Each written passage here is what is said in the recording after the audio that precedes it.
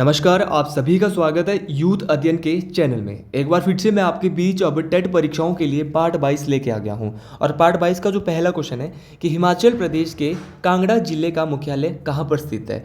तो हिमाचल प्रदेश का जो कांगड़ा जिला है, इसका मुख्यालय जो है वो कहां पर है, धर्मशाला में स्थित है। कांगड़ा का मुख्यालय धर्मशाला। लेकिन इसके अलावा पेपर में क्वेश्चन आता है कुछ और जिलों के, पूछा जा सकता है कि लाहौल स्पीति का कहाँ पे है। तो लाहौल स्पीति का मुख्यालय है केलोंग में।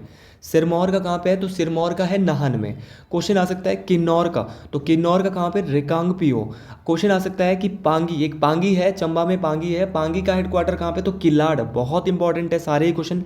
इसके अलावा जो अन्य जिले हैं, इन अन्य जिलों के हेडक्वार्टर उन्हीं के नाम से, जैसे शिमला का शिमला में है, सोलन का सोलन में है, आपका ऊना का ऊना में है, हमीरपुर का हमीरपुर में है। तो ये सारी चीज़ें आपने याद रखनी है। और कांगड़ा का कहाँ पे, धर्मशाला। ये बहुत बार पूछा जाता है, कांगड़ा और धर्मशाला और किन्नौर, ये आपने याद रखना है। अगली क्वेश्चन की बात करता है 2011 की जनगणना के अनुसार हिमाचल प्रदेश का लैंगिक अनुपात है। तो 2011 की जो जनगणना हुई थी उसके हिसाब से जो हिमाचल प्रदेश का जो सेक्स रेशो था ये था 972 सेक्स रेशो था। क्वेश्चन आ सकता है कि 2011 के जनगणना के अनुसार सबसे ज़्यादा लिंग अनुपात किस जिले का था। तो सेक्स रेशो सबसे ज़्यादा थी हमीरपुर की, ये बात आपने याद रखना है।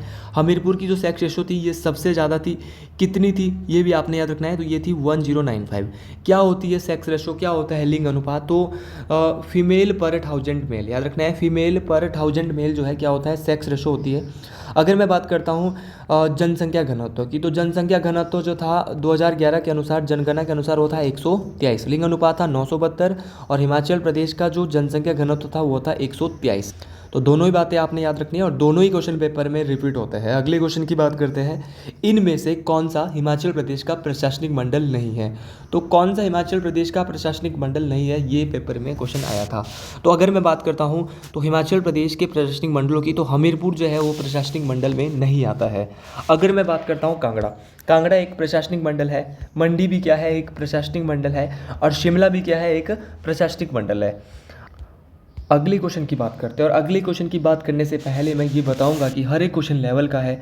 अगर आपने अभी तक पार्ट 1 शुरू नहीं किया है तो पार्ट 1 से लेकर आप ये वीडियो देखें। 20 मिनट की वीडियो है, 2 या 3 दिन के अंदर आप इसको फास्ट प्लेबैक में सुन के ख़त्म कर सकते हैं।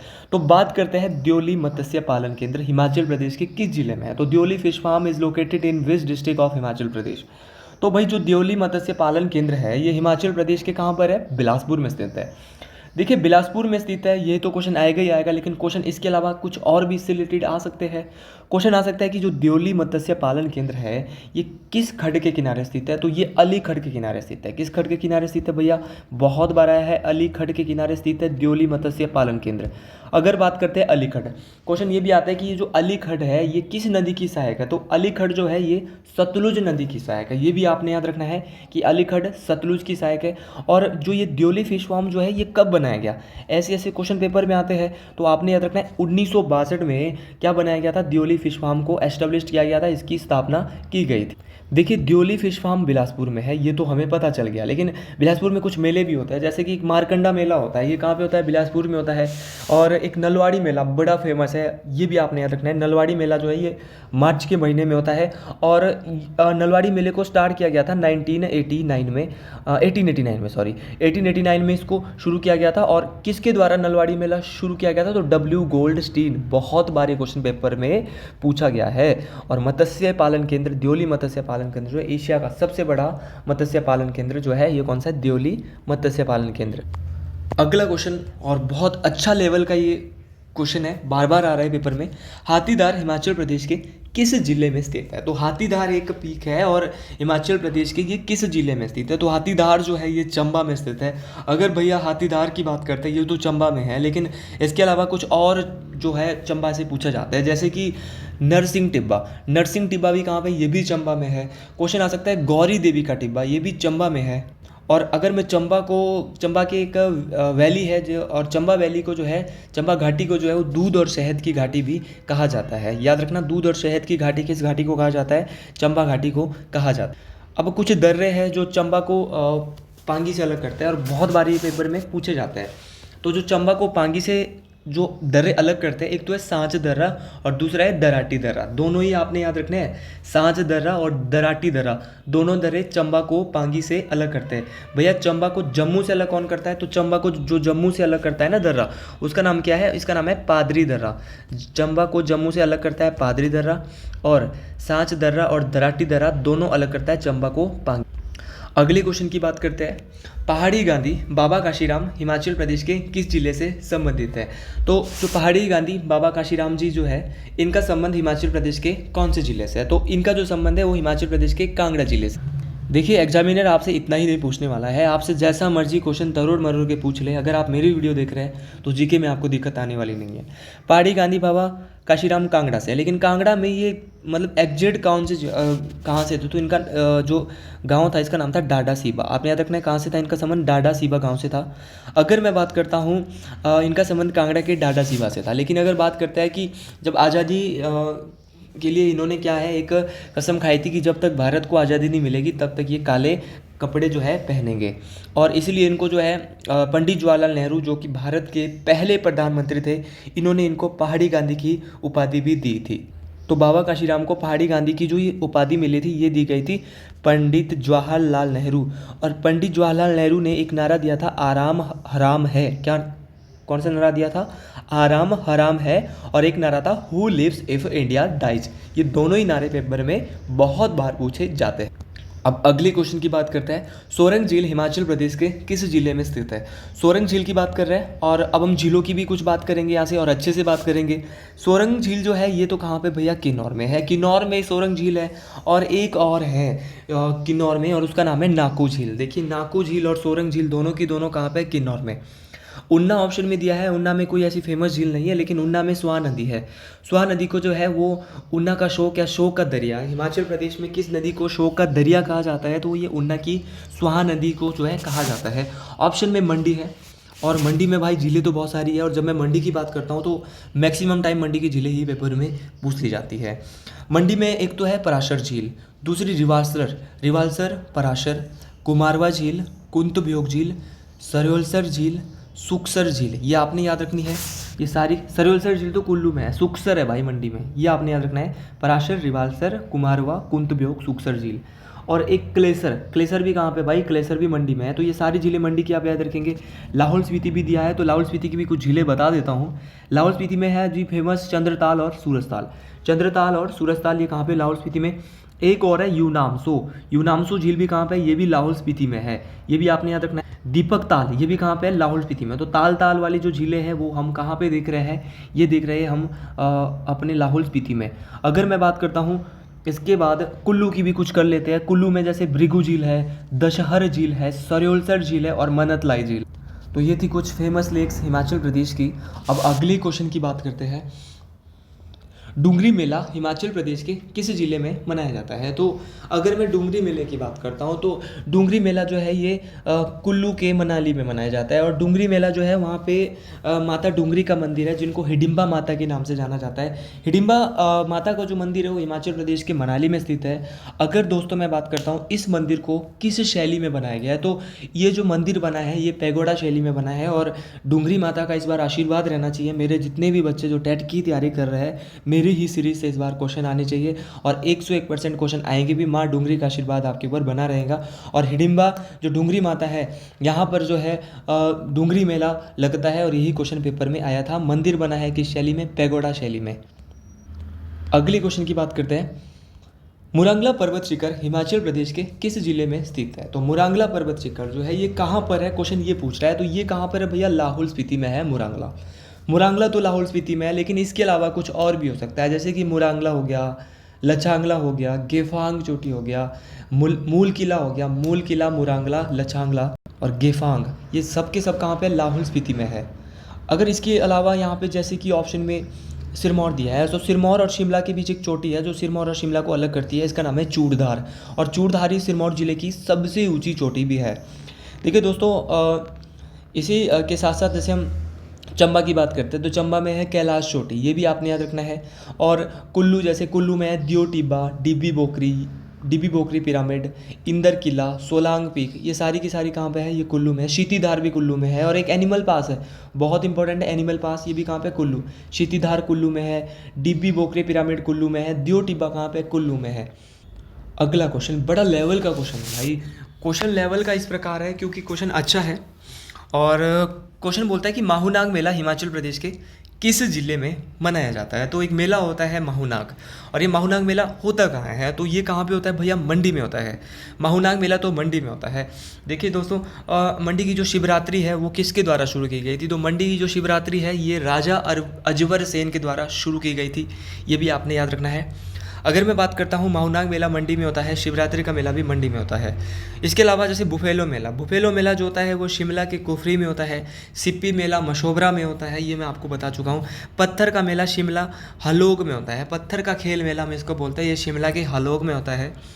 अगर मैं बात करता हूँ, धामी रियासत होती थी हिमाचल में, इसकी राजधानी भी कहाँ थी भैया, हलोग में थी। ये बात आप याद रखेंगे, मोस्ट इंपॉर्टेंट है। साड़ी मेला कहाँ होता है, तो साड़ी मेला होता है भैया अर्की में। साड़ी मेला कहाँ होता है, अर्की। इसके अलावा जैसे भुंडा त्यौहार जो होता है, भुंडा त्यौहार होता है निरमंड में। भुंडा त्यौहार कहाँ होता है, निरमंड में। बूढ़ी दिवाली भी कहाँ पे होती है, ये भी निरमंड की फेमस है। होली जो है हिमाचल में कहाँ की फेमस है, तो होली जो है ये सुजानपुर की होली बड़ी फेमस है भाई। इसके अलावा जैसे गोची उत्सव होता है, हालदा उत्सव होता है, ये दोनों के दोनों गोची और हालदा कहाँ होते हैं, लाहौल स्पीति में होते हैं भाई। जैसे बिलासपुर में, अभी मैंने थोड़ी देर पहले आपको बोला था, नलवाड़ी जिसको जो है डब्ल्यू गोल्डस्टीन ने शुरू किया था 1889 में। क्वेश्चन आ सकता है कि नैना देवी का जो मेला है और नैना देवी विधानसभा क्षेत्र, ये कहाँ पे, ये भी बिलासपुर में है। या नैना देवी जी का मंदिर भी कहाँ पर है, ये भी कहाँ पे है, बिलासपुर में ही स्थित। अगली क्वेश्चन की बात करते हैं, हिमाचल प्रदेश के प्रथम मुख्य न्यायाधीश थे। बहुत बार डिस्कस करा चुका हूँ, बहुत बार। अगर आप मेरे पार्ट देख रहे हो तो आपको इम्पॉर्टेंट चीज़ें सारी की सारी आपकी जो है इम्पॉर्टेंट चीज़ें डिस्कस हो रही है। अगर दोस्तों मैं बात करता हूँ हिमाचल प्रदेश के first chief justice of Himachal Pradesh, तो इनका नाम था MS बेग, मिर्ज़ा हमीदुल्ला बेग। मिर्ज़ा हमीदुल्ला बेग जो थे हिमाचल प्रदेश के प्रथम मुख्य न्यायाधीश थे। लेकिन क्वेश्चन आ सकता है कि हिमाचल प्रदेश की प्रथम महिला मुख्य न्यायाधीश, तो प्रथम महिला मुख्य न्यायाधीश जो थी इनका नाम था लीला सेठ। उच्च न्यायालय की प्रथम महिला मुख्य न्यायाधीश जो थी इनका नाम क्या था भैया, लीला सेठ था। अगली क्वेश्चन की बात करते हैं, लेकिन अगले क्वेश्चन को पढ़ने से पहले हम ये भी बोलेंगे कि वर्तमान में हिमाचल प्रदेश हाई कोर्ट के मुख्य न्यायाधीश कौन है, चीफ जस्टिस कौन है हाई कोर्ट का, तो इनका नाम है MS रामाचंद्रा राव। रामाचंद्रा राव जी है वर्तमान में क्या है, मुख्य न्यायाधीश है। अगले क्वेश्चन की बात कर रहे हैं, निम्नलिखित में से कौन उपराष्ट्रपति देश के राष्ट्रपति नियुक्त नहीं हुए थे। तो ऐसा कौन सा उपराष्ट्रपति था, ऐसा कौन से वाइस प्रेसिडेंट थे जो राष्ट्रपति बाद में जाके नहीं बने थे। तो क्वेश्चन ये था। तो इसमें जो है मुझे एक नाम नज़र आ रहा है, जितना मुझे नॉलेज है, इनका नाम है कृष्णकांत। कृष्णकांत जो है ये ऐसे उपराष्ट्रपति थे भारत के जो कि क्या नहीं बने थे भाई, मतलब कि उपराष्ट्रपति थे लेकिन राष्ट्रपति नहीं बने थे। जाकिर हुसैन ये उपराष्ट्रपति थे, राष्ट्रपति बने थे। R वेंकट रमन भी बने थे।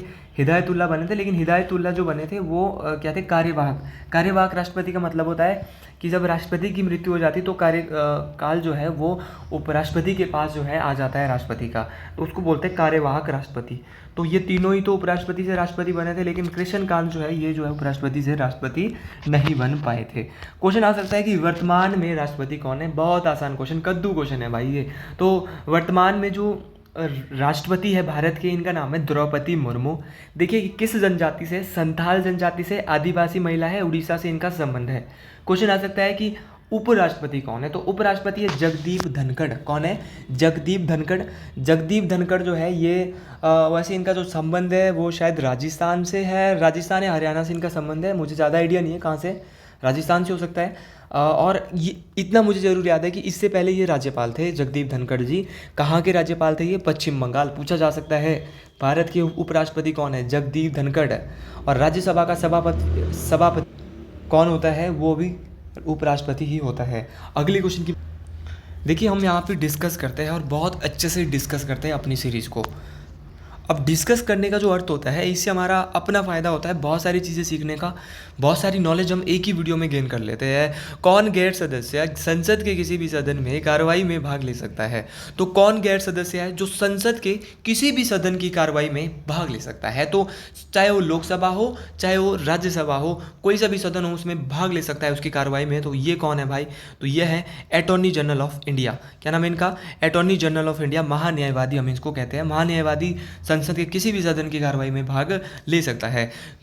शर्त यह है, अगर मैं बात करता हूँ महान्यायवादी की, महान्यायवादी की जो बात है वो अनुच्छेद 76 में की गई है। अनुच्छेद 76 में जो है आर्टिकल 76 में जो है बताया गया है किसके बारे में, अटॉर्नी जनरल ऑफ इंडिया के बारे में। क्वेश्चन ये भी आ सकता है कि जो भारत का महान्यायवादी कौन है, तो भारत के जो महान्यायवादी है इनका नाम है आर वेंकट रमणी। क्या नाम है? आर वेंकट रमणी जो है ये भारत के वर्तमान में महान्यायवादी है। और महान्यायवादी की जो नियुक्ति है, इनको जो अपॉइंट कौन करता है, इनकी जो नियुक्ति की जाती है वो प्रेसिडेंट के द्वारा की जाती है। बहुत इंपॉर्टेंट क्वेश्चन है। अगली क्वेश्चन की बात करते हैं, लेवल का क्वेश्चन है, बहुत बार पेपर में आया है। राज्यसभा की गणपूर्ति कोरम है, the quorum of Rajya Sabha is, तो राज्यसभा की जो गणपूर्ति या कोरम जो है ये 1/10 है। जब तक कोरम क्या होता है ये भी समझ लीजिएगा, जब तक 1/10, मान लो कि राज्यसभा में है 250 लोग, कितने लोग हैं भाई? 250 लोग हैं। 250 में से भाई टोटल लोग 250 है, 250 का 10, 1/10 जो होता है वो होता है कितना?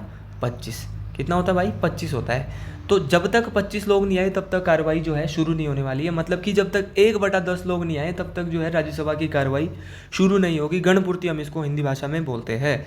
अगली क्वेश्चन की हम बात करते हैं, निम्नलिखित में से कौन भारत के उपराष्ट्रपति के प्रसाद पर्यंत अपने पद पर रह सकते हैं? निम्नलिखित में से कौन भारत के राष्ट्रपति के प्रसाद पर्यंत अपने पद पर रह सकते हैं? ये लेवल का क्वेश्चन है, तो कौन है? तो ये क्वेश्चन आपको कमेंट बॉक्स में बताना है। अच्छा क्वेश्चन है, ढूंढेंगे तभी पता चलेगा। क्वेश्चन है कि मद्रास में उच्च न्यायालय की स्थापना किस वर्ष हुई? तो मद्रास में जो उच्च न्यायालय की जो स्थापना है वो 1862 में हुई थी। मद्रास में उच्च न्यायालय की स्थापना 1862 में हुई थी। और जो मद्रास उच्च न्यायालय इसके अंदर आते हैं तमिलनाडु और पुडुचेरी। कौन कौन आते हैं? तमिलनाडु और पुडुचेरी आते हैं मद्रास उच्च न्यायालय के अंतर्गत। कलकत्ता भी उच्च न्यायालय है, इसकी स्थापना भी 1862 में हुई थी। और इसके अंतर्गत आते हैं जैसे वेस्ट बंगाल हो गया, अंडमान निकोबार हो गया, ये आते हैं कलकत्ता उच्च न्यायालय के अंतर्गत। इसके अलावा हिमाचल हाई कोर्ट की स्थापना कब हुई? तो हिमाचल हाई कोर्ट की स्थापना हुई थी 1971 में।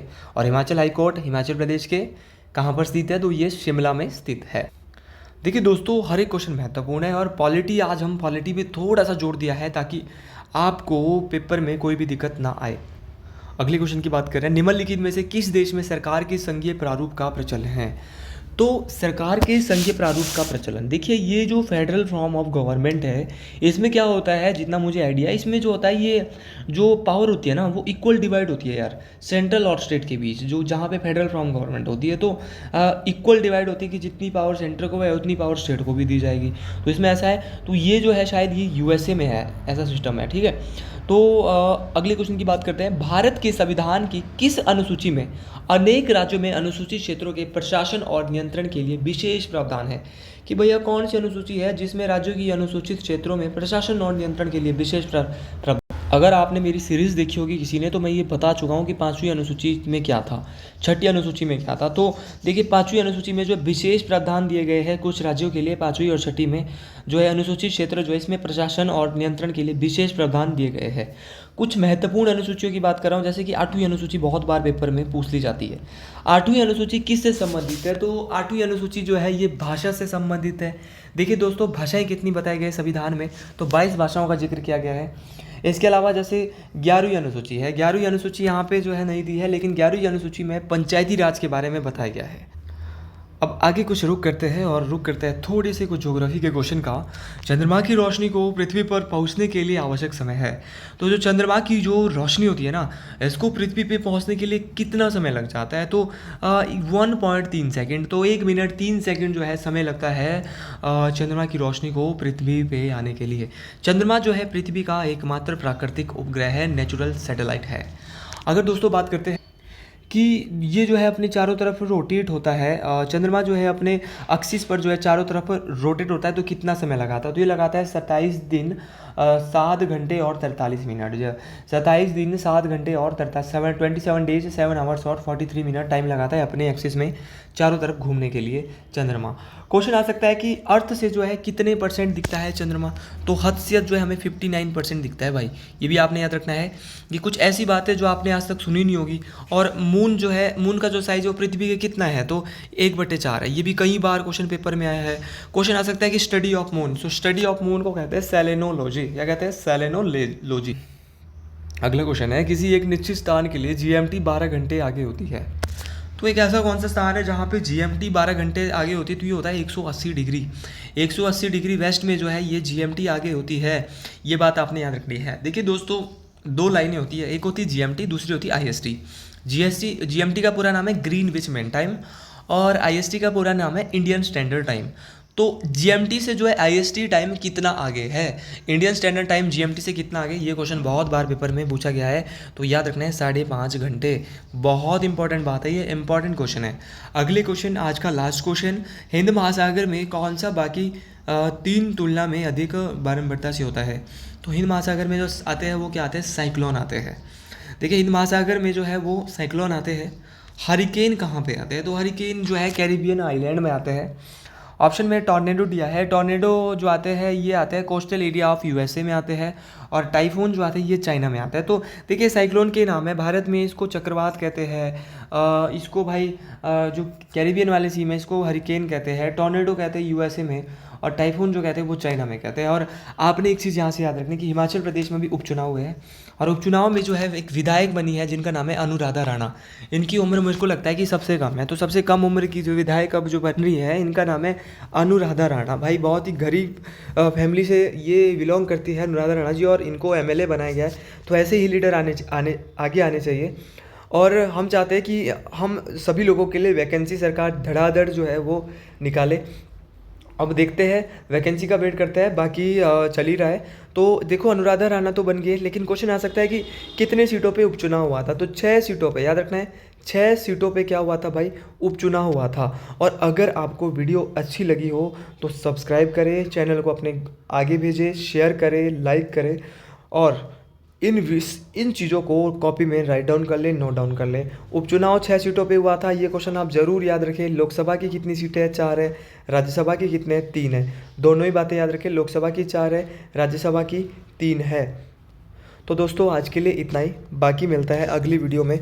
और जिसका डाउट है कि साइकोलॉजी के नोट्स लेने हैं, तो साइकोलॉजी के नोट्स के लिए हमारे पास बिल्कुल आपके लिए साइकोलॉजी के नोट्स प्रोवाइड है। नंबर है 787614 ये 5 है 45409। तो आप बिल्कुल कांटेक्ट कर सकते हैं साइकोलॉजी के नोट्स के लिए भी, और अन्य नोट्स जीके के मैं आपको फ्री प्रोवाइड करवा रहा हूँ, वो भी आप मेरे से ले सकते हैं। धन्यवाद। जय हिंद, जय हिमाचल प्रदेश।